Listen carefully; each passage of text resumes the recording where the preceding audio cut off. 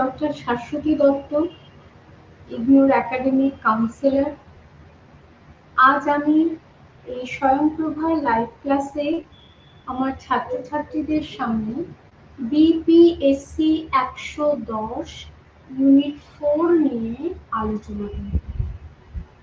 কদিন ধরেই ক্লাসে গ্লোবালাইজেশন অর্থাৎ বিশ্বায়ন ইত্যাদি এই নিয়েই আলোচনা চলছে। কারণ এই বিপিএসসি 110 মূলত এই গ্লোবালাইজেশনকেই হাইলাইট করেছে এবং এই গ্লোবালাইজেশনের মধ্যে কি করে একটা মাল্টি ডাইমেনশনাল তার একটা ক্যারেক্টারিস্টিক আছে, অর্থাৎ গ্লোবালাইজেশন বলতে বা বিশ্বায়ন বলতে কেবলমাত্র অর্থনীতি নয়, এর সঙ্গে রাজনীতি, সমাজ, সংস্কৃতি প্রত্যেকটি ক্ষেত্র জড়িত আছে। কেন না, এই যে বাণিজ্য, গ্লোবাল ট্রেড বা দেশীয় বাণিজ্য,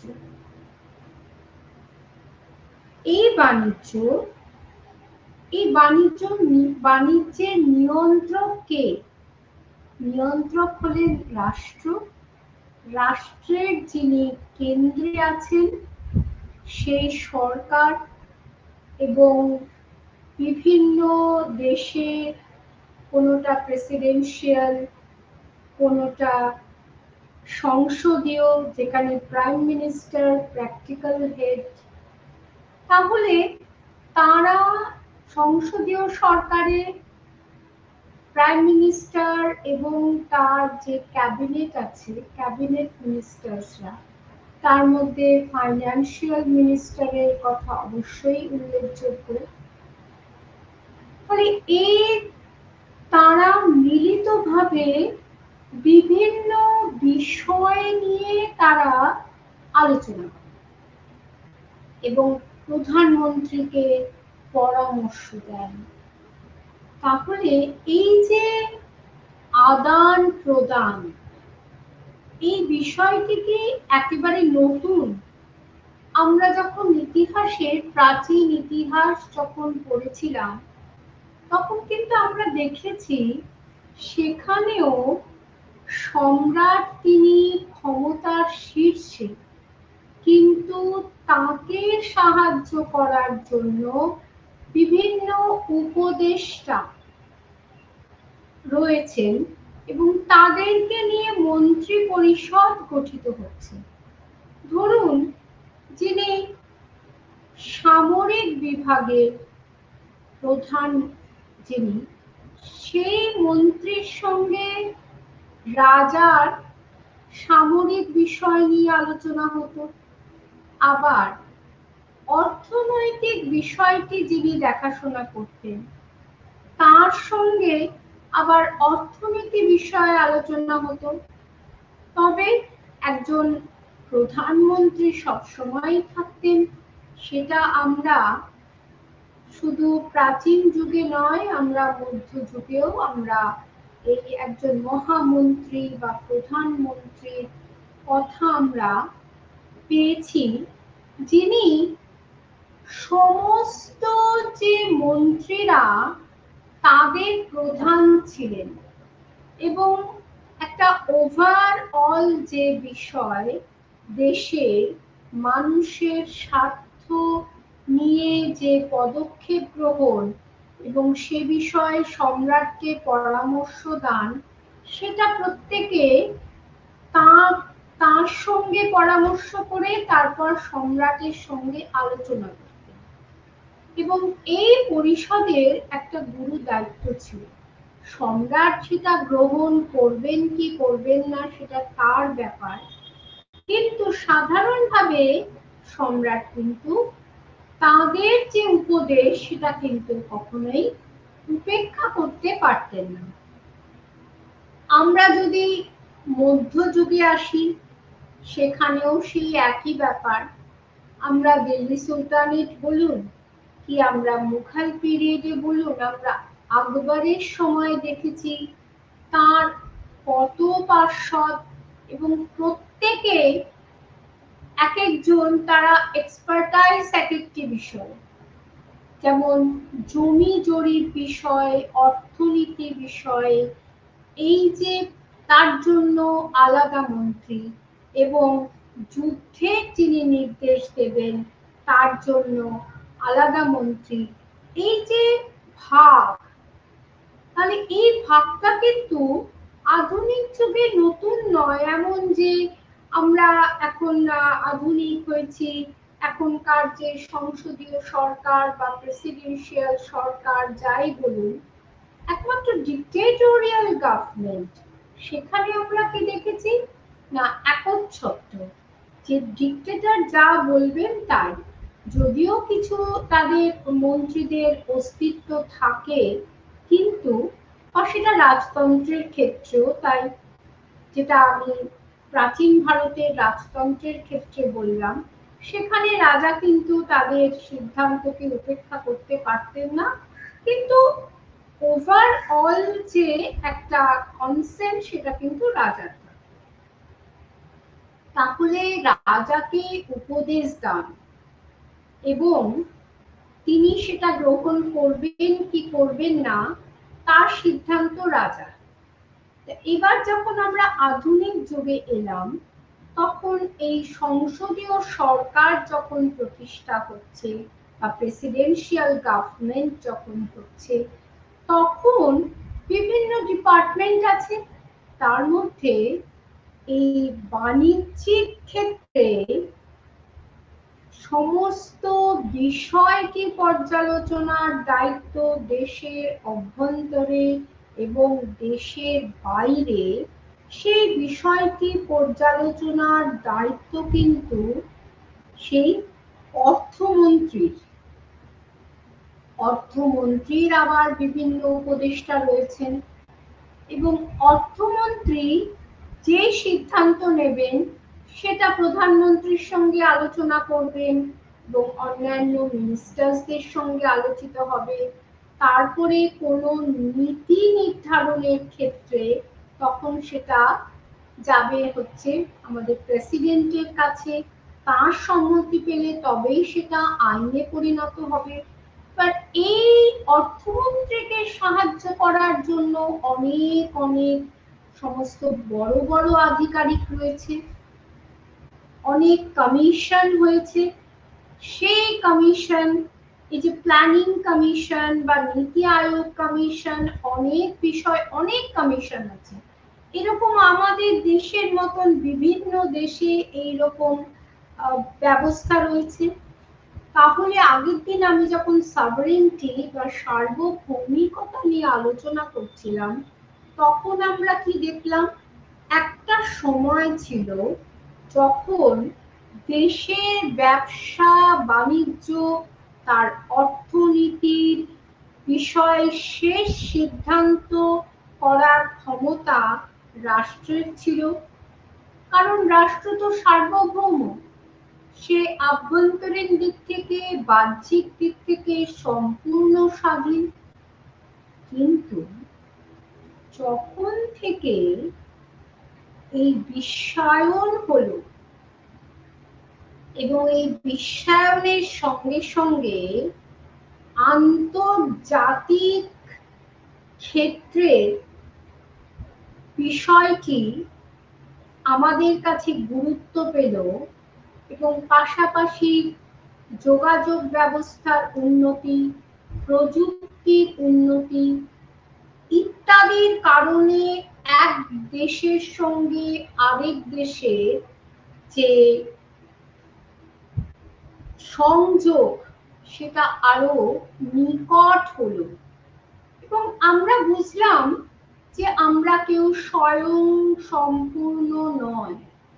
আমাদেরকে এই পৃথিবীতে বাঁচতে গেলে অন্যান্য দেশের সঙ্গে সমঝোতা করে, বন্ধুত্ব করে, নানান রকম চুক্তি স্বাক্ষর করে আমাদেরকে চলতে হবে। কারণ একা যদি আমি পথ চলি তাহলে আমার অনেক শত্রু তৈরি হবে এবং আমি একেবারেই আইসোলেটেড হয়ে যাব।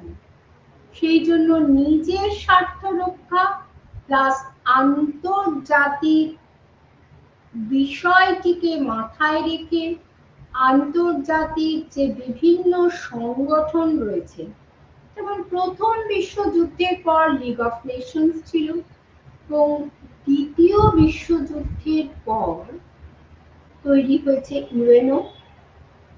এই দুটো যুদ্ধের মাঝে 30-এর দশকে একটা গ্রেট ডিপ্রেশন এসেছিল এবং এই গ্রেট ডিপ্রেশন বিভিন্ন রাষ্ট্রকে শিখিয়েছে যে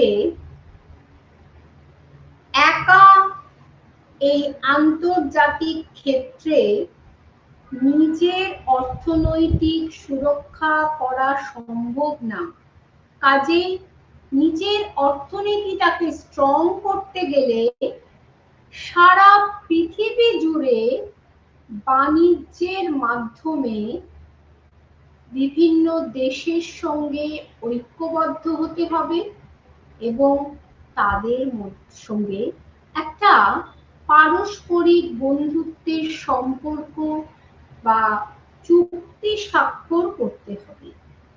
এই চুক্তি কেবলমাত্র রাজনৈতিক বা সামরিক চুক্তি নয়, এখন এটা একটা তার ব্যাপ্তি অনেক বেড়ে গেছে, কারণ এখন অনেকগুলো বিষয় যেগুলো আগে ছিল না সেগুলো কিন্তু যুক্ত হয়েছে।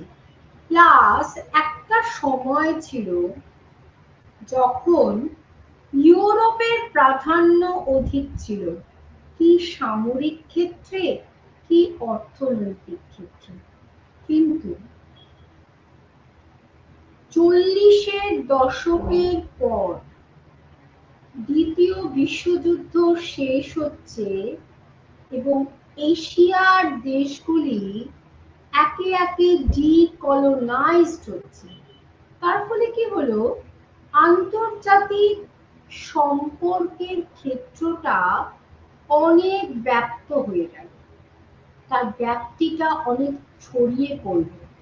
একটা সময় ছিল প্রথম বিশ্বযুদ্ধের আগে বা তার অন্তর্নিহিত পরে যে ইউরোপের দেশগুলোই শেষ কথা বলবে, কিন্তু বিশ্বযুদ্ধের পর থেকে দেখা গেল যে আমেরিকার ভূমিকা অনেক বেড়ে উঠল এবং আমেরিকা ধীরে ধীরে তার যে প্রভুত্ব, তার স্বাধিকারকে ঘোষণা করল ইউরোপের অন্যান্য দেশের উপর।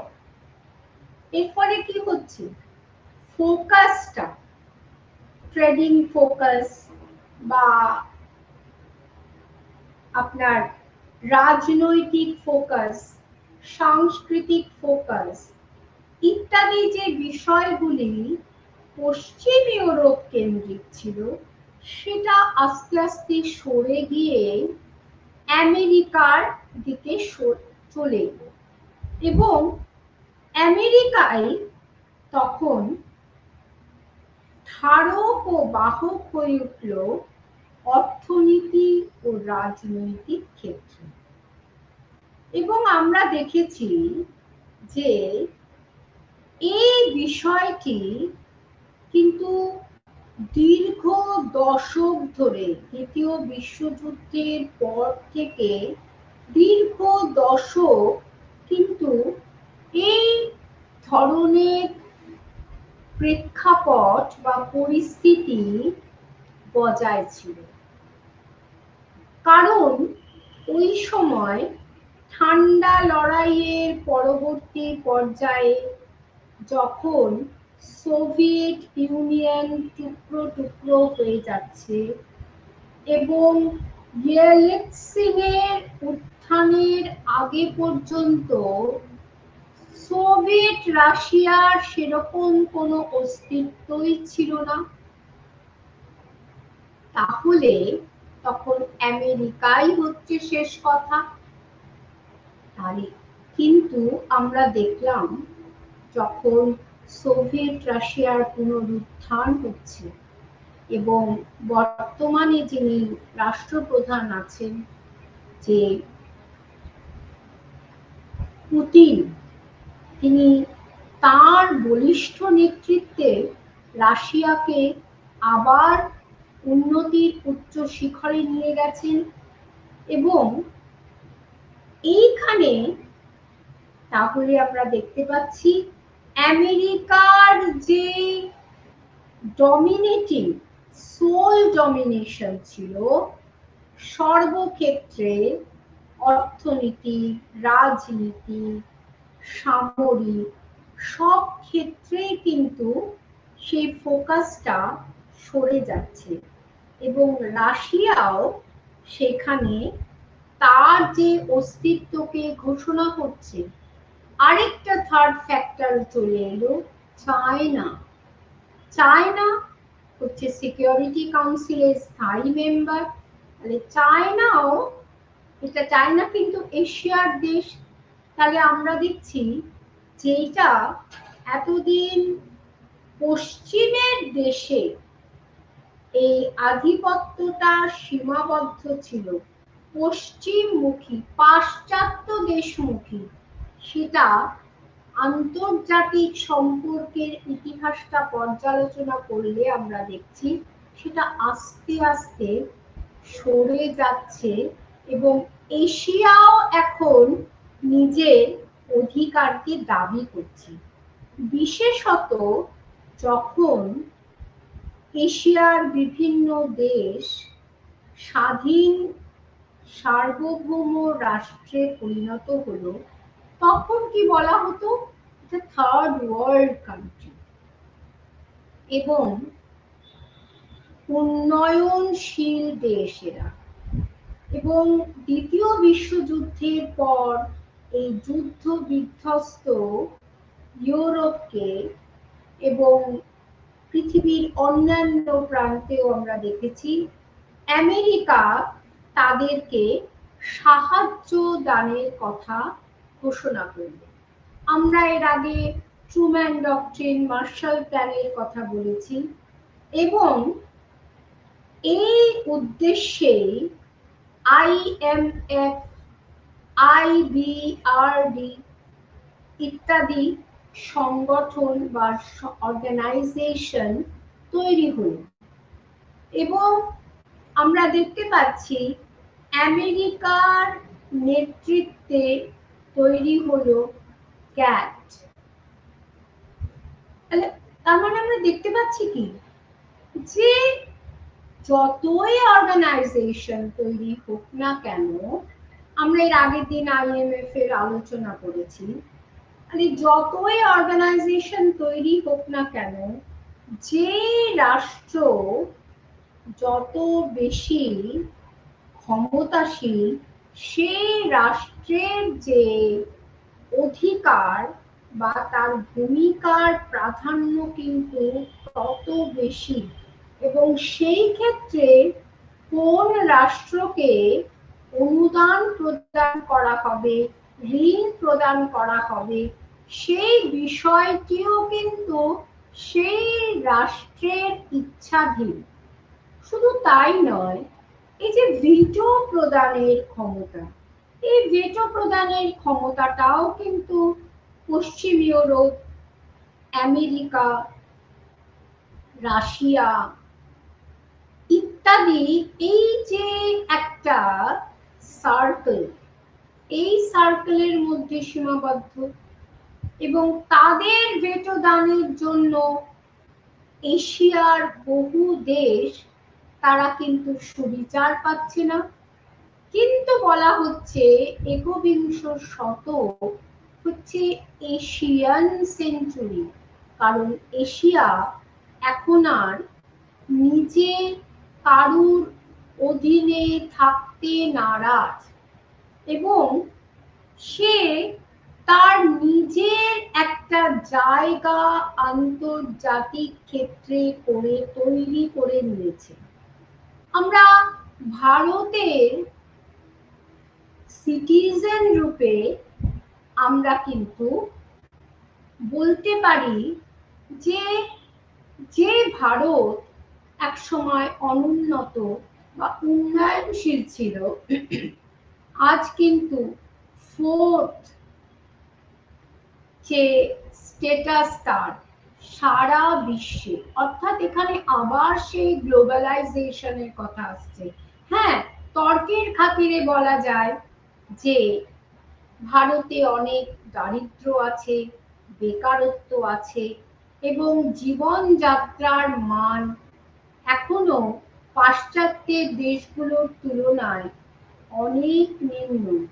কিন্তু এই আন্তর্জাতিক যে বাণিজ্যিক আদান প্রদান ইত্যাদির ক্ষেত্রে কিন্তু ভারত পিছিয়ে নেই এবং সে দ্রুত গতিতে এগিয়ে চলেছে আরো উন্নত থেকে উন্নততর হওয়ার দিকে। এইটা কি করে সম্ভব হয়েছে? এটা সম্ভব হয়েছে অর্থনীতিকে সুগঠিত করার মধ্য দিয়ে। তাহলে অর্থনীতিকে সুগঠিত করার উপায় কি? সার্ভিস সেক্টর নয়। আমাদের দেশে একটা দুর্বলতা বরাবরই ছিল ব্রিটিশ জমানা থেকে, যে ব্রিটিশরা কেরানি কুল তৈরি করে গেছে, বিশেষ করে কলকাতা তখন ভারতের রাজধানী ছিল, কাজেই তারা কেরানি কুল তৈরি করে গেছে এবং আমাদের বাঙালিদের অধিকাংশই কিন্তু চাকরির মধ্যে একটা স্যাটিসফ্যাকশন খোঁজে, একটা শান্তিপূর্ণ নিশ্চিন্ত জীবন।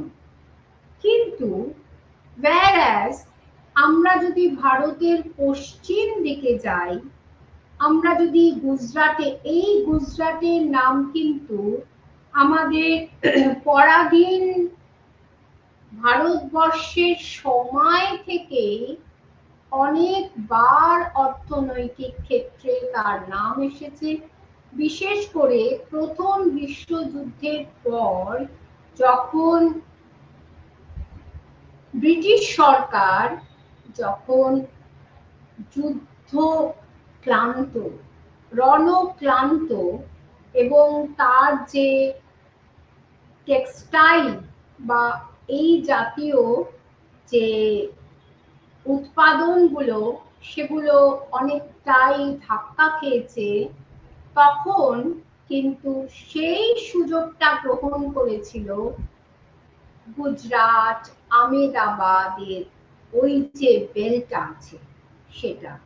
যদিও আমাদের বাংলা কিন্তু পাটে বরাবর এগিয়েছিল, কিন্তু আমরা আমাদের সেই র মেটেরিয়াল গুলো ঠিকভাবে কাজে লাগাতে পারিনি, তাই আমরা কিন্তু অনেক পিছিয়ে পড়েছি। যাই হোক, তাহলে এই যে বাণিজ্যে বসতে লক্ষ্মী, একটা বাংলায় একটা প্রবাদ আছে। এই যে বাণিজ্য, যারা যে কমিউনিটি বা যে প্রতিষ্ঠান, যেই ব্যক্তি একটা এমন লেভেলে পৌঁছে গেছে বাণিজ্যের স্তরে যে সে তার বাণিজ্যকে কিন্তু কেবলমাত্র এই দেশের মধ্যে সীমাবদ্ধ রাখেনি, বিশ্বের বিভিন্ন প্রান্তে শাখা প্রতিষ্ঠা করে সে তার বাণিজ্যকে ছড়িয়েছে। এই যে বাণিজ্যটাকে স্প্রেড করলো, এর মধ্যে দিয়ে কি শুধুমাত্র বাণিজ্যই হচ্ছে, আর কিছু হচ্ছে না? না, বাণিজ্যের মধ্যে দিয়ে একদিকে যেমন তার অর্থনীতি, সে নিজের আর্থিক অবস্থা প্লাস দেশের অর্থনৈতিক অবস্থাকে দৃঢ় করছে, দেশকে বিশ্বের দরবারে রিপ্রেজেন্ট করছে, ঠিক একইভাবে বিশ্বের বিভিন্ন সংস্কৃতির অন্তর্ভুক্ত মানুষের সঙ্গে তাদের অর্থাৎ ভারতবাসীর আদান প্রদানের সুযোগ তার এবং তার প্রতিষ্ঠানের মাধ্যমে তৈরি হচ্ছে এবং একটা ইন্টেলেকচুয়াল যে এক্সচেঞ্জ, এই এক্সচেঞ্জটা তৈরি হচ্ছে। কিংবা অনেক সময় দেখা যায় সে পৃথিবীর অন্য কোনো প্রতিষ্ঠানের সঙ্গে সে পার্টনারশিপ করেছে, তার ফলে কি হচ্ছে, ওই তার পার্টনারের যে কোম্পানি তারাও যেমন এদেশে এক্সপার্ট পাঠাচ্ছে, তেমনি এদেশ থেকেও সেখানে যাচ্ছে।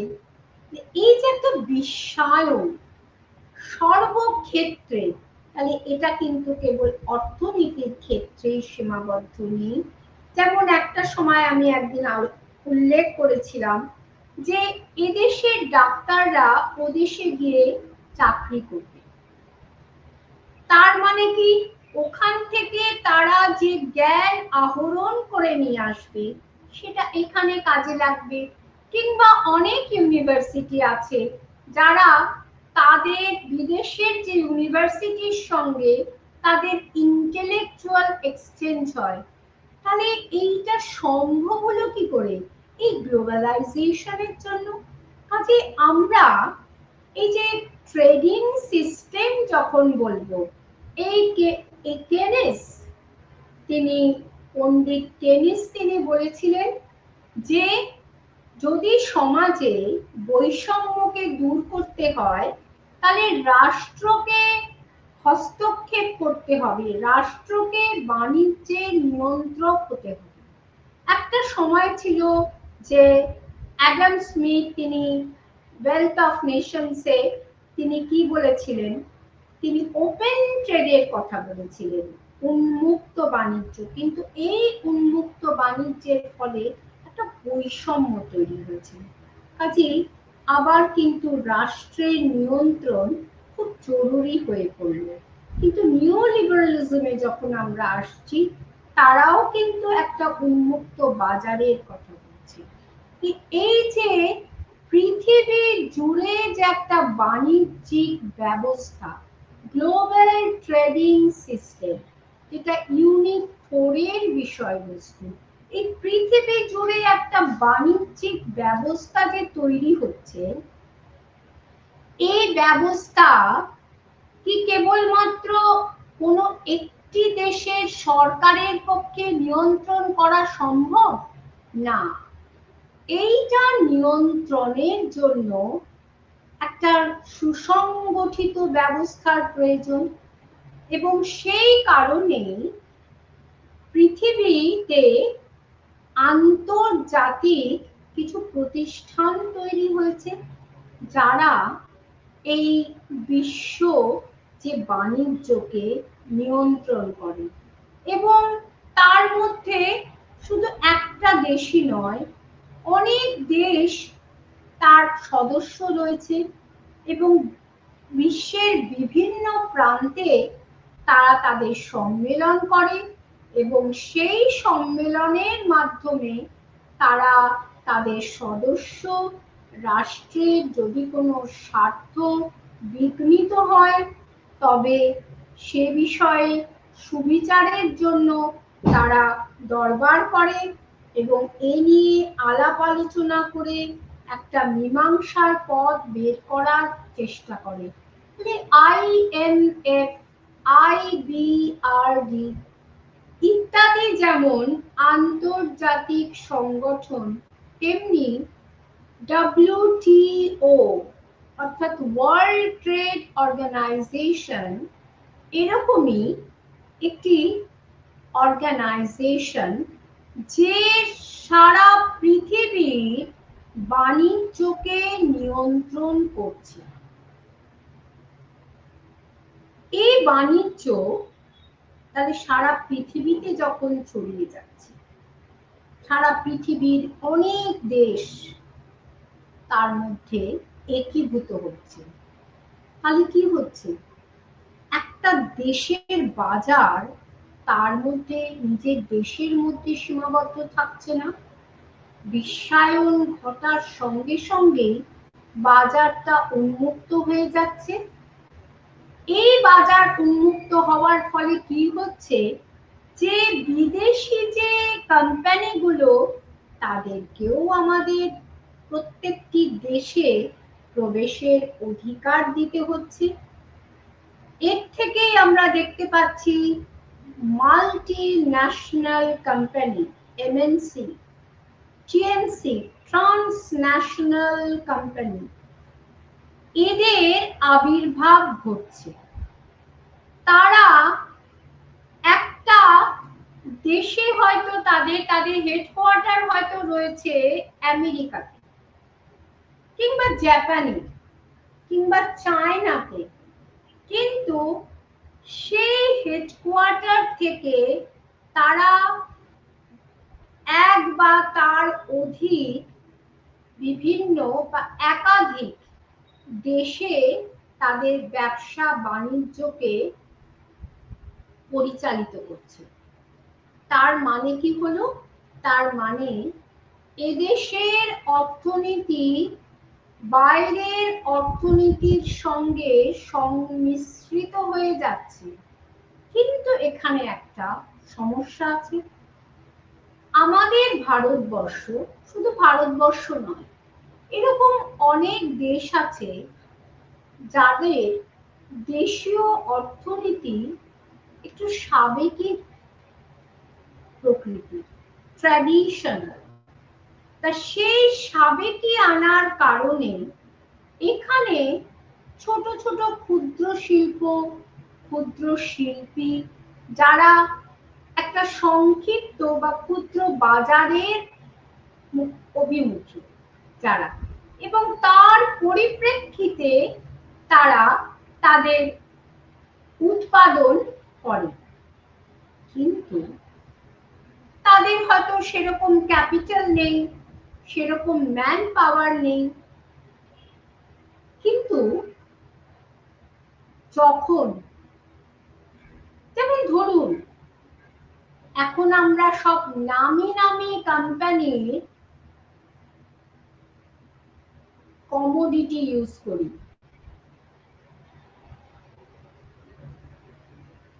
টাটার সল্ট তৈরির আগে আমাদের ছোট বয়সে, তখন কি আমাদের দেশীয় যে কোম্পানিগুলো, ছোট ছোট যে কোম্পানি, কারখানাগুলোতে কি সেখানে নুন তৈরি হতো না?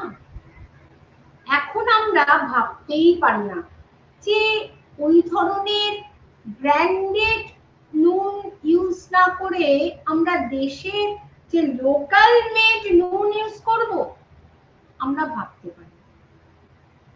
এর ফলে কি হলো, আমরা টাটা নমক, নমক টাটা, টাটা কা নমক, বা আশীর্বাদ ইত্যাদি এরকম যত ব্র্যান্ডেড আছে, আমরা ওই ব্র্যান্ডেড জিনিস ইউজ করতে শুরু করলাম। বা এরকম আরো অনেক জিনিস আছে। একটা সময় আমরা গুঁড়ো লঙ্কা, হলুদ, সেগুলো আমরা পিষে আনতাম, কিন্তু এখন আমরা প্যাকেটের জিনিস ইউজ করি। আমরা স্পেন্সার থেকে আমরা অনেক বিদেশি কোম্পানি আমরা জিনিস কিনে নিয়ে আসছি। আমরা বাজারে যাচ্ছি না চিকেন কিনতে, আমরা তার বদলে আমরা টোটাল থেকে বা স্পেন্সার থেকে বা আরো অন্যান্য যে সমস্ত বাণিজ্যিক সংস্থা আছে, তাদের দ্রব্যকে আমরা ব্যবহার করছি। তাহলে এই যে বাজারটা যে চলে গেল, তার ফলে কি হলো, সেই বাজারে যে দোকানিরা বসে তারা ক্ষতিগ্রস্ত হচ্ছে। আমরা মাছ কিনতে এখন আর বাজারে যাচ্ছি না, আমরা বাইরে থেকে প্যাকেট করা মাছ কিনে নিয়ে আসছি।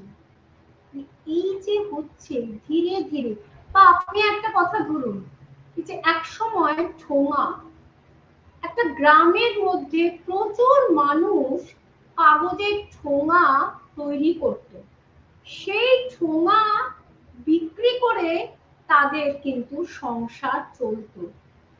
কিন্তু এখন দোকানে ঠোঙা চাইলে না, ঠোঙা টোঙা তো নেই, এখন সব প্লাস্টিক। তার ফলে কি হলো, অনেক অনেক দেশজ যে কমোডিটি আছে, যা আমরা ছোটবেলায় দেখতে অভ্যস্ত ছিলাম, সেগুলো কোথায় যেন উধাও হয়ে যাচ্ছে। এবং বহু জাতিক যে কোম্পানি বা মাল্টি ন্যাশনাল কোম্পানি আসছে, তার সঙ্গে পাল্লা দিয়ে এই দেশীয় যে কারবারিরা, তারা কারবার করতে পারছে না। অনেক সময় তাদের সঙ্গে তারা মার্চ করে যাচ্ছে। অনেক সময় বিদেশের অনেক কোম্পানির সঙ্গে দেশীয় কোম্পানিগুলো মার্চ করে যাচ্ছে। যেমন আমরা মোবাইলের কোম্পানির ক্ষেত্রেই আমরা দেখতে পাচ্ছি যে আইডিয়া, তারপরে ভোডাফোন, এরকম অনেক, মানে যারা মার্চ করে সেটা আরো অনেক বড় হয়ে যাচ্ছে। এর ফলে কি হচ্ছে, বহুজাতিক কোম্পানি তারা কিন্তু সব সময় তাদের নিজের হোম কান্ট্রির স্বার্থ দেখবে। তারা আমাদের দেশের বা এইরকম যে বাজার আছে বিশ্বে, তার স্বার্থ দেখবে না। অনেক সময় দেশীয় প্রোডাক্টকে তারা পেটেন্ট করে নিচ্ছে, অর্থাৎ তাদের অনুমতি ছাড়া সেই দ্রব্যগুলো ক্রয় করা যাবে না। যেমন আমাদের দেশের টার্মারিক, নিম ইত্যাদি। এর প্রতিবাদ করছে অনেক দেশ। এইভাবে গ্লোবাল ট্রেডিং সিস্টেমে উন্নত দেশগুলো চাইছে উন্নয়নশীল দেশগুলোর বাজারকে পুরো করায়ত্ত করতে, আর উন্নয়নশীল দেশগুলি তার প্রতিবাদ করছে। এবং এই অসন্তোষের কারণেই তারা একজোট হয়ে ব্রিক্স তৈরি করছে, G20 তৈরি করছে। মানে অর্থাৎ তারা যাদের স্বার্থকে মোটামুটি একরকমের স্বার্থ, অর্থাৎ উন্নত দেশগুলোর থেকে নিজেদেরকে সমষ্টিগতভাবে বাঁচানোর জন্য তারা এক একটা গোষ্ঠীর মধ্যে, চুক্তি গোষ্ঠীর মধ্যে তারা শরিক হচ্ছে। তাহলে এই যে বিশ্বজোড়া অর্থনীতি বা বাণিজ্যিক ব্যবস্থা, একে নিয়ন্ত্রণের জন্যই কিন্তু ওয়ার্ল্ড ট্রেড অর্গানাইজেশন বা WTO তৈরি করছে। এবার একটা কথা ধরুন, যে আগের দিনও বলেছি যে এই যে বাণিজ্যিক সংস্থা বা বিশ্ব জুড়ে যে বাণিজ্য, সেটাকে এক দেশের সঙ্গে আরেক দেশের বাণিজ্য, এটার কি সত্যি আধুনিক? এটা একটা নর্মস, আধুনিক, এটাকে আমরা বলবো একেবারেই আধুনিক যুগের বিষয় না। আগের দিন আমি বলেছি যে এই যে প্রিহিস্টরিক পিরিয়ডে ওরা যখন এক জায়গা থেকে আরেক জায়গায় যেত, একটু একটু করে যখন তারা আদান প্রদান শিখলো, সেই সময় আমরা যদি পিছিয়ে যাই সেই সময়টায়, সেই সময় থেকেই কিন্তু একটা বাণিজ্য ট্রান্সন্যাশনাল হয়ে গেছে। এই যে মাল্টিন্যাশনাল, এটা একেবারে আধুনিক সংজ্ঞা, MNC। এই এবং আধুনিক যুগে আমরা যদি এটার উৎপত্তি বলি, তাহলে আগের দিন আমি বলেছি যে এটার উদ্ভব কখন, না সেই মার্কেন্টালিজমের যুগে, যখন প্রধান ছিল যে আমদানি কমাও, রপ্তানি বৃদ্ধি করো, দেশকে শক্তিশালী করো এবং এমন একজন রাষ্ট্রপ্রধান আনো যিনি অর্থনীতির দিকটাকে আরো জোরালো করবে। আমরা যদি আমাদের দেশের ইতিহাস ধরি, সিন্ধু সভ্যতা, সেই সিন্ধু সভ্যতা 3000 বিসিতেও কিন্তু সেই যুগের মানুষ, সিন্ধুর অধিবাসীরা, তারা কিন্তু সমকালীন ইজিপ্টের সঙ্গে, সুমেরের সঙ্গে তারা কিন্তু ব্যবসা বাণিজ্য করেছে এবং জলপথে ব্যবসা। তাহলে এটা কি তখন দেশের মধ্যে সীমাবদ্ধ ছিল? তাহলে তখনও কিন্তু একটা মানে এই যে আন্তর্জাতিক যে বিষয়, সেটা তখন সেই সংজ্ঞাটা পায়নি, কিন্তু সেটা তার একটা রুডিমেন্টারি, তার পূর্বসূরি ছিল। এবং এই মার্কেন্টালিজমের যুগ থেকে আমরা যখন শিল্প বিপ্লবের সময় আসছি, তখন এই শিল্পটা, এই বাণিজ্যটা আরো বৃদ্ধি পাচ্ছে। আমরা সেই রেনেসাঁর যুগ থেকে দেখেছি যে কিভাবে একের পর এক এই যে জিওগ্রাফিক্যাল ডিসকভারির পরে ভৌগোলিক বাণিজ্য হয়েছে। ভৌগোলিক পথে বাণিজ্যের জন্য বিভিন্ন রাষ্ট্র স্পন্সর করেছে। তাহলে এগুলো কি ইন্টারন্যাশনাল বা গ্লোবাল ট্রেডিং সিস্টেমের পূর্বসূরি নয়? এইভাবে আমরা যদি আসি কলোনিয়াল পিরিয়ডে, আমরা রোমের বাণিজ্য দেখেছি। সেই রোমেও কিন্তু সেই একই ব্যাপার, তারা একটা আন্তর্জাতিক বাণিজ্য, তখন হয়তো সেই বাণিজ্য একটা সারা পৃথিবী জুড়ে ছিল না, কিন্তু তাদের দেশের সীমা, যে যে জায়গায় তারা তাদের অধিকারকে বিস্তার করেছে, তাদের প্রাধান্য বিস্তার করেছে, সেই জায়গায় তারা বাণিজ্য করেছে। এইভাবেই কিন্তু একটা গ্লোবাল ট্রেডিং সিস্টেম অনেক আগেই তৈরি হয়েছে।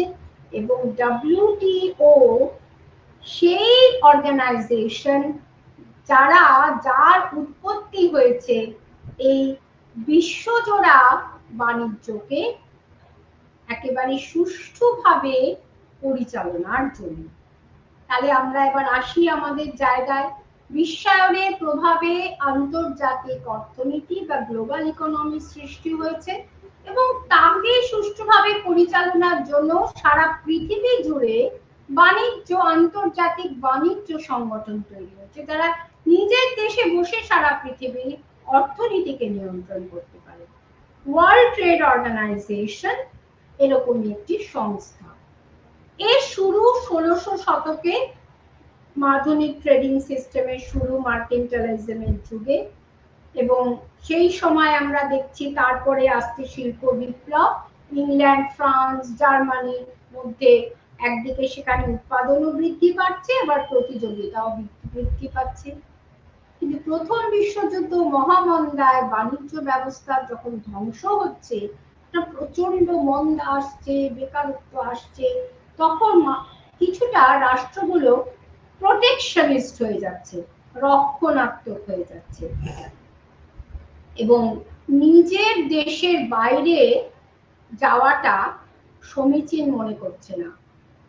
এবং কিন্তু যুদ্ধের পরবর্তী পর্যায়ে আবার কি করে এই সারা আন্তর্জাতিক পৃথিবী জুড়ে বাণিজ্যটাকে আবার কি করে রিভাইভ করা যায়, তার জন্য রাষ্ট্রগুলো উদ্যোগী হয়ে উঠছে। এবং আমরা দেখছি এই বাণিজ্যের কেন্দ্র প্রথম বিশ্বযুদ্ধের সমকালে বা তার আগে বা তার পরবর্তী, জাস্ট অব্যবহিত পরে ইউরোপে ছিল, সেটা আমেরিকাতে শিফট হচ্ছে। দ্বিতীয় বিশ্বযুদ্ধের পর আমেরিকা নিয়ন্ত্রণ করছে এই বাজারটাকে, কিন্তু কোনো সংগঠন ছিল না। তখন একটা রক্ষণাত্মক হয়েছিল সেই সময় রাষ্ট্রগুলো, এবং শান্তি প্রতিষ্ঠা করা একদিকে, আর বিশ্ব জুড়ে একটা সুষ্ঠু অর্থনীতিকে গড়ে তোলা। আর রাষ্ট্রর একটা ইন্টারফিয়ারেন্স এবং রাষ্ট্রের হস্তক্ষেপ সেই সময় গুরুত্বপূর্ণ। এই উদ্দেশ্যে 1944-এর 22শে জুলাই 44টি রাষ্ট্রের 730 জন প্রতিনিধি তৈরি করলো IMF। এছাড়া IBRD আছে। আর ওয়ার্ল্ড ট্রেড অর্গানাইজেশনের অনুপস্থিতিতে আমেরিকার নেতৃত্বে গ্যাট তৈরি হলো। তাছাড়া LIEO বা লিবারেল ইন্টারন্যাশনাল ইকোনমিক অর্ডার, তারও উল্লেখ করা যায়। এই LIEOর কাজ হচ্ছে দেশীয় অর্থনীতি এবং আন্তর্জাতিক অর্থনীতির মধ্যে একটা সামঞ্জস্য বিধান। যাই হোক, 1994 এর 15ই এপ্রিল 124টি দেশ তারা তাদের উপস্থিতিতে মারাকাশ চুক্তির মাধ্যমে 1995 এর 1 জানুয়ারি এই আত্মপ্রকাশ করলো WTO, এবং আস্তে আস্তে গ্যাটের ক্ষমতা কমতে লাগলো। আর এই WTOর উদ্দেশ্য কি ছিল? বিভিন্ন দেশের মধ্যে যে বাণিজ্যটা ছিল সেটাকে মসৃণ করা। WTO কোনো বৈষম্যের বিরোধী, অর্থাৎ সমস্ত সদস্য রাষ্ট্র যাতে সমান অধিকার পায়, তবে যদি পরিবেশগত কারণ কিংবা নিরাপত্তার কারণটা ব্যতিক্রম বলে বিবেচিত হতো। এই WTOর প্রেরণায় আন্তর্জাতিক বাণিজ্য অনেক বৃদ্ধি পেয়েছে। তো এই গ্যাট হচ্ছে WTOর পূর্বসূরি। 1947-এ 23টি দেশকে নিয়ে গ্যাট তৈরি হয়েছিল এবং একচ্ছত্র আন্তর্জাতিক প্রতিষ্ঠানে পরিণত হয়। একাধিক বিষয় নিয়ে তারা সমঝোতামূলক আলোচনা করত উন্নত এবং উন্নয়নশীল দেশগুলির মধ্যে। এই সমঝোতা নিয়ে আলোচনা নিয়ে অনেক বিভেদ বৈষম্য হতো। প্রত্যেকটি বিষয় যেটা আলোচিত হতো তাকে রাউন্ড বলা হতো। Kennedy round, Tokyo round, Uruguay round, Doha round. আপনাদের পুস্তকে উরুগুয়ে আর দোহা রাউন্ডের কথা বলা হয়েছে। উরুগুয়ে রাউন্ডের কি উদ্দেশ্য ছিল? বিদেশি বিনিয়োগের উপর থেকে নিষেধাজ্ঞা তুলে নেওয়া, কৃষিভিত্তিক যে ভর্তুকি হ্রাস করা, ব্যাংকিং ইন্স্যুরেন্স সার্ভিসটাকে ওপেন করে দেওয়া। এই রাউন্ডের সূত্রপাত হয়েছিল 1986-তে উরুগুয়ের পুন্তা দেল এস্তেতে। জেনেভা, ব্রুসেলস, ওয়াশিংটন ডিসি, টোকিওতে ওই আলোচনা জারি থাকে। মারাকাসে 1994-তে 20টি চুক্তি হয়েছিল। মারাকাস চুক্তির মাধ্যমে WTO তৈরি হয়। 1947-এ গ্যাট যখন প্রতিষ্ঠিত হয় সেই সময় থেকে এটি বিশ্বের বাণিজ্যিক জগতে অনেক সংস্কার। যাই হোক, গ্যাটের যে উরুগুয়ে যে রাউন্ড যে সেটা 6টা বিষয় বিভক্ত। প্রধান চুক্তির দ্বারা WTO তৈরি হয়েছে। এছাড়া ট্রিমস আছে, trading goods and the trade related investment nature, General Agreement on Trading Services, Trade-related aspects of intellectual property rights, dispute solution প্রভৃতি। উন্নত এবং উন্নয়নশীল রাষ্ট্র প্রত্যেকেই দায়বদ্ধ তাদের অর্থনৈতিক স্বার্থকে রক্ষা করতে। দোহা রাউন্ডে বাণিজ্য আরো উদারীকরণ হয় এবং দরিদ্র দেশগুলোকে আর্থিক সহায়তা দেওয়ার কথা চিন্তা হয়, কিন্তু এটা খুব একটা সাকসেসফুল হয়নি, কারণ উন্নত উন্নয়নশীল দেশগুলোর মধ্যে একটা বিবাদ। উন্নত দেশগুলো চাইছিল অনুন্নত দেশগুলোর বাজারকে একেবারে পুরোপুরি করায়ত্ত করতে, কিংবা যে এগ্রিকালচারাল যে সাবসিডি সেটাকে কন্টিনিউ করতে। এবং এই জন্য আমেরিকা, ব্রাজিল এবং ভারতকে দোষী করেছে, অসহযোগিতার অভিযোগ এনেছে। কারণ আমেরিকা কখনোই তার দেশীয় বাজারকে ব্রাজিলীয় কৃষিজ রপ্তানির জন্য উন্মুক্ত করতে প্রস্তুত ছিল। অর্থাৎ নিজের দেশকে সে উন্মুক্ত করবে না, কিন্তু অন্যের দেশকে সে করায়ত্ত করবে। সে কি চেয়েছিল? ভারত তার বাজারকে উন্মুক্ত করে দিবে। WTOর প্রধান নীতিগুলো ছিল কি? মোস্ট ফেভার্ড নেশন এই অধিকার প্রদান করা, অর্থাৎ এই যে এমন একটা সিচুয়েশন তৈরি করা যেখানে কোনো একটা দেশকে যে কোনো একটা বিশেষ দ্রব্যের উপরে ফেভারেবল কন্ডিশন দেওয়া হবে, এবং একবার যদি সেটা সেই দেশীয় বাজারে প্রবেশ করে তখন কিন্তু সেটা বিদেশি দ্রব্য বলে দেখা হবে না, ডোমেস্টিক্যালি প্রডিউস প্রোডাক্ট বলে দেখা হবে। কিন্তু এক্ষেত্রে কোনো কারচুপি যাতে না হয় সেই ব্যবস্থাটা কিন্তু WTO দেখত, আর প্রত্যেক সদস্যকে ট্যারিফ কমিটমেন্ট করতে হতো, আর স্বচ্ছতা বজায় রাখার চেষ্টা করতে বলা হতো। কার্যাবলীর মধ্যে চুক্তির বাস্তবায়ন, বিভিন্ন বিবাদের মীমাংসা জাতীয় বাণিজ্য নীতির পুনর্বিবেচনা, বিশ্বজুড়ে অর্থনীতি নির্ধারণের মাধ্যমে স্বচ্ছতা আর উন্নয়নশীল দেশগুলিতে প্রযুক্তিগত জ্ঞান প্রদান, প্রশিক্ষণ প্রদান। ডব্লিউটিও, আইএমএফ ও ওয়ার্ল্ড ব্যাংকের মাধ্যমে সহযোগে কাজ করে থাকে। এর ফলে ডব্লিউটিওর জন্য আন্তর্জাতিক অর্থনীতি প্রসার লাভ করে, বিভিন্ন দেশের মধ্যে একটা সেতুবন্ধের কাজ করে, এবং এটা হলো ডিসিশন মেকিং, এর যে ডিসিশন মেকিং যে বডি, সেটা হচ্ছে মিনিস্টেরিয়াল কনফারেন্স। এর সদস্যরা বছরে দুবার করে মিলিত হতো। তার মধ্যে সিঙ্গাপুরে অনুষ্ঠিত যে মিনিস্টেরিয়াল কনফারেন্স, তাকে উদ্বোধনী সম্মেলন বলা হচ্ছে। এখানে উন্নত উন্নয়নশীল দেশগুলোর মধ্যে কৃষিজ সাবসিডি নিয়ে মতান্তর হয়, একে সিঙ্গাপুর ইস্যু বলা হয়। জেনারেল কাউন্সিল ছাড়াও সাবসিডিয়ারি বডি আছে। এছাড়া তৈরি হয়েছে ডিএসইউ, ডিএসবি বা ডিসপিউট সেটেলমেন্ট বডি।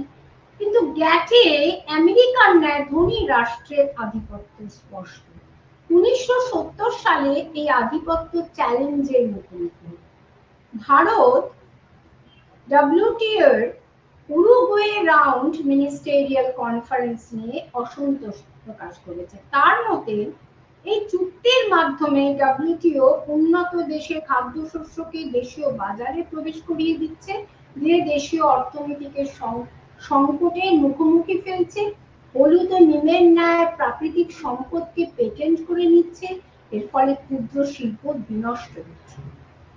আরেকটা বিষয় হচ্ছে লিবারেল ইন্টারন্যাশনাল ইকোনমিক অর্ডার এইসব কারণে বিপন্ন। 1940-এ একটা মাল্টিল্যাটারাল ফিনান্সিয়াল প্রতিষ্ঠান তৈরি হলো, ফিনান্সিয়াল কর্পোরেশন, যাতে অনেকগুলো দেশের মধ্যে যুক্ত হয়। আমেরিকা ইউরোপীয় মিত্র শক্তির প্রাধান্য কিন্তু এই উদার অর্থনীতিকে ক্ষতি করবে। বস্তুত এশিয়ার দেশগুলির অর্থনৈতিক উত্থান পুরো আন্তর্জাতিক ট্রেডিং এর প্রেক্ষাপটকে পরিবর্তন করছে। 21 শতককে এশিয়ান সেঞ্চুরি বলে অনেকে অভিহিত করছেন। এই উদীয়মান দেশের এশিয়ার দেশগুলি নিজেদের মধ্যে ব্রিক্স তৈরি করছে। তার মধ্যে ভারত একটা বিশেষ গুরুত্বপূর্ণ সদস্য।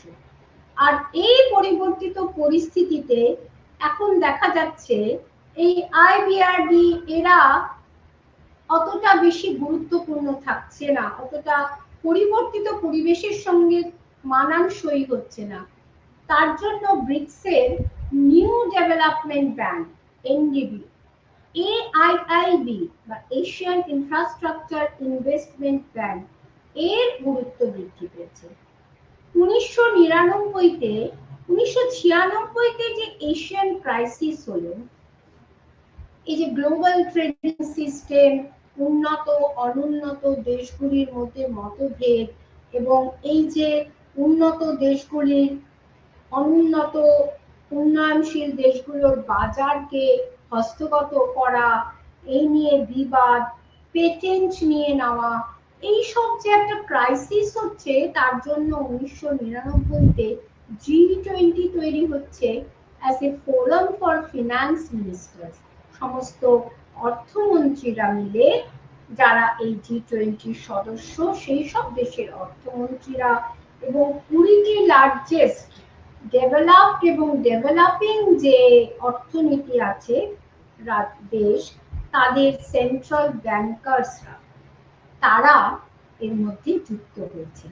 কিন্তু দুর্ভাগ্যবশত এই যে মাল্টিল্যাটারাল মানে অনেক দেশ যে এর সঙ্গে যুক্ত রয়েছে, সেই দেশের মধ্যে আমরা দেখতে পাচ্ছি যে উন্নত দেশগুলো, বিশেষ করে আমেরিকা, তার প্রাধান্য কিন্তু সব সময় বজায় রয়েছে।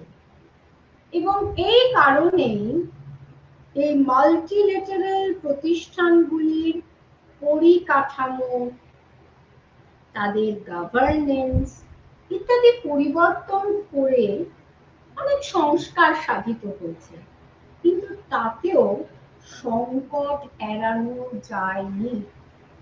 আমেরিকা তার ভেটো অধিকারকে বজায় রেখেছে। আমেরিকা যখনই দেখছে কোনো উন্নয়ন উন্নয়নশীল দেশ ধীরে ধীরে উন্নতি করছে, তখন সে তার মধ্যে একটা স্যাংশন, ইকোনমিক স্যাংশন আরোপ করার চেষ্টা করছে এবং নানাভাবে তাকে তার উপর নিষেধাজ্ঞা আরোপ করে তাকে ভয় দেখিয়ে তাকে আন্তর্জাতিকভাবে একঘরে করার চেষ্টা করেছে।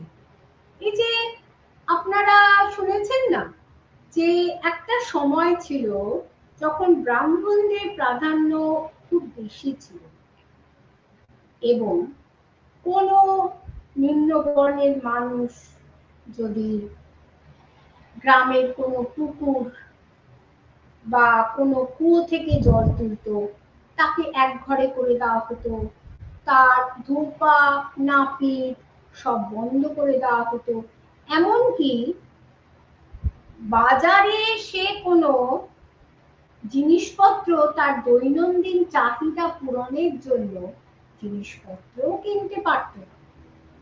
আবার যখন আমাদের দেশে বাল্য বিবাহ ছিল, তখনও সেই কোনো ব্রাহ্মণ পরিবারে কোনো মেয়ে যদি এই সমাজ যে বলে দেওয়া সময়ের মধ্যে বিবাহ না হতো, তবেও কিন্তু তাকে একঘরে করে দেওয়া হতো। এ তো গেল একটা সমাজের ক্ষেত্রে, কিন্তু আমরা যখন একটা বৃহত্তর প্রেক্ষাপটে গ্লোবালাইজেশনের দিকে দেখছি, তখন দেখছি যে যারা আর্থিকভাবে অত্যন্ত সম্পন্ন, শক্তিশালী,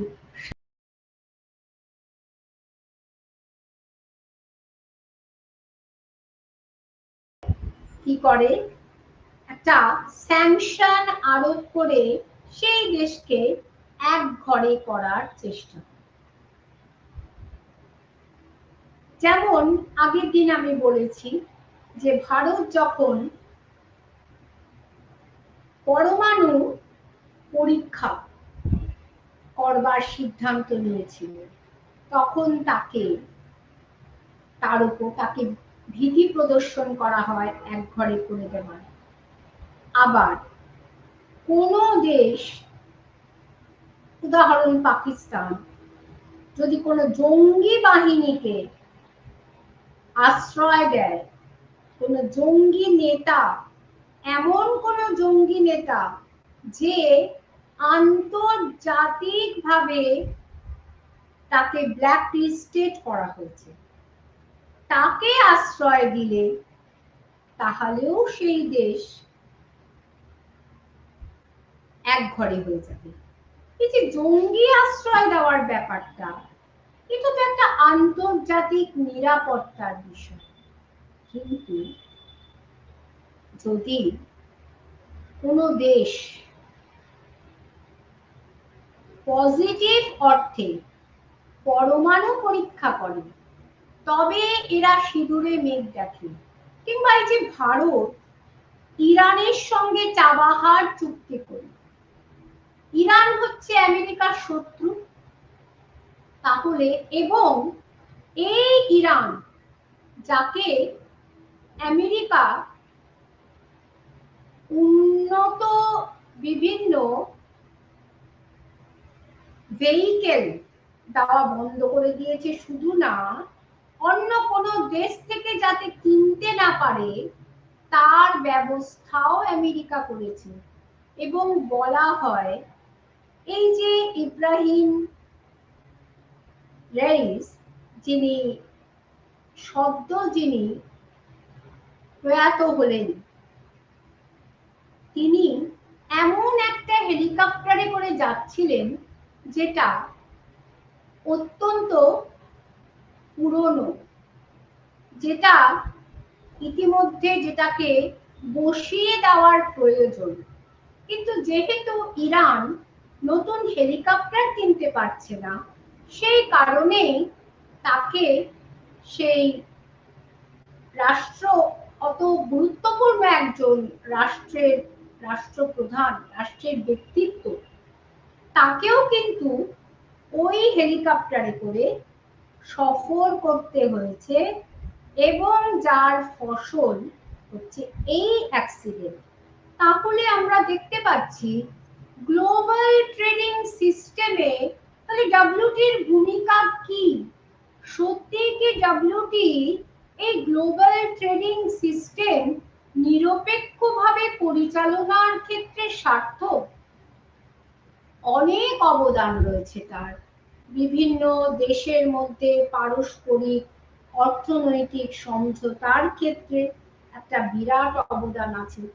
কিন্তু যখনই এই উন্নত দেশ, আমেরিকার ন্যায় উন্নত দেশ যখন প্রভুত্ব করার চেষ্টা করে, তখনই কিন্তু একটা কঠোর সমালোচনার সম্মুখীন হতে হয় এই গ্লোবাল ট্রেডিং সিস্টেমের পরিচালনার দায়িত্বে থাকা ডব্লিউটিও কে।